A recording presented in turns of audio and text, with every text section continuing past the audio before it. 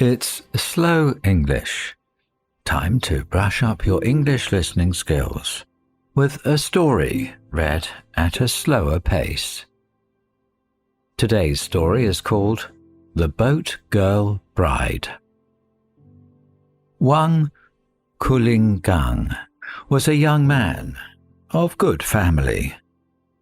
It happened once when he was traveling southwards and had moored his boat to the bank, that he saw in another boat close by a young boat girl embroidering shoes. He was much struck by her beauty and continued gazing at her for some time, though she took not the slightest notice of him. By and by he began singing, "The law young lady lives over the way. 15 years is her age, I should say," to attract her attention. And then she seemed to perceive that he was addressing himself to her.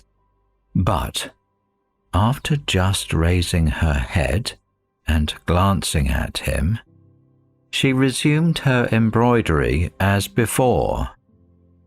Wang then threw a piece of silver towards her, which fell on her skirt.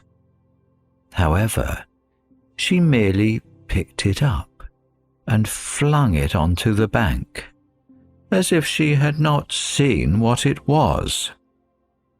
So Wang put it back in his pocket again.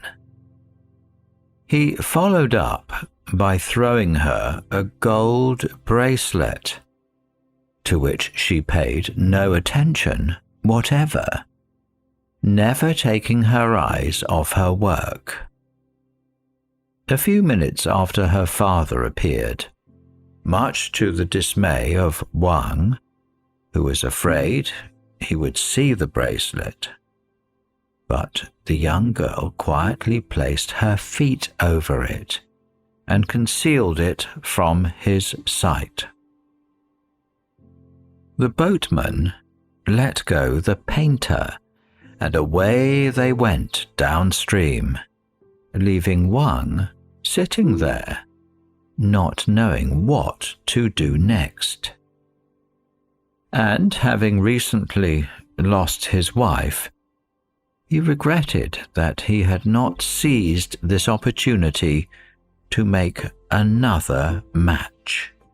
The more so, as when he came to ask the other boat people of the place, no one knew anything about them. So Wang got into his own boat and started off in pursuit. But evening came on, and as he could see nothing of them, he was obliged to turn back and proceed in the direction where business was taking him. When he had finished that, he returned, making enquiries all the way along, but without hearing anything about the object of his search. On arriving at home, he was unable either to eat or to sleep. So much did this affair occupy his mind. And about a year afterwards, he went south again, bought a boat, and lived in it as his home, watching carefully every single vessel that passed either up or down, until at last there was hardly one he didn't know by sight. But all this time, the boat he was looking for never reappeared.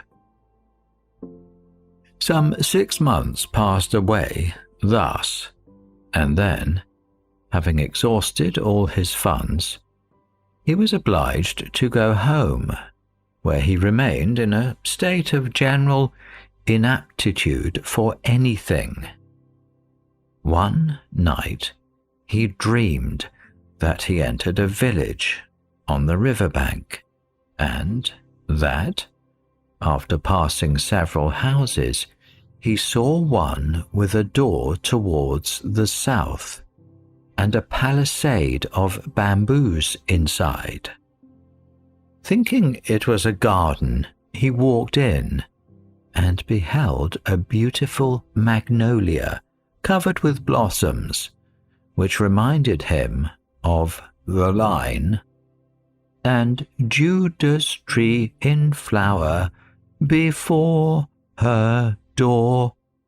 A few steps farther on was a neat bamboo hedge, on the other side of which, towards the north, he found a small house with 3 columns, the door of which was locked, and another, towards the south, with its window shaded by the broad leaves of a plantain tree. The door was barred by a clothes horse, on which was hanging an embroidered petticoat, and on seeing this, Wang stepped back, knowing that he had got to the ladies' quarters. But his presence had already been noticed inside, and in another moment, out came his heroine of the boat.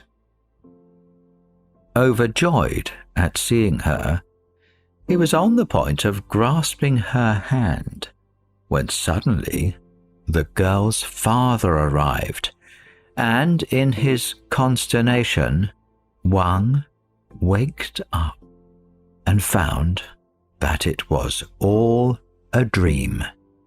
Every incident of it, however, remained clear and distinct in his mind, and he took care to say nothing about it to anybody, for fear of destroying its reality. This is Slow English. AMI Radio.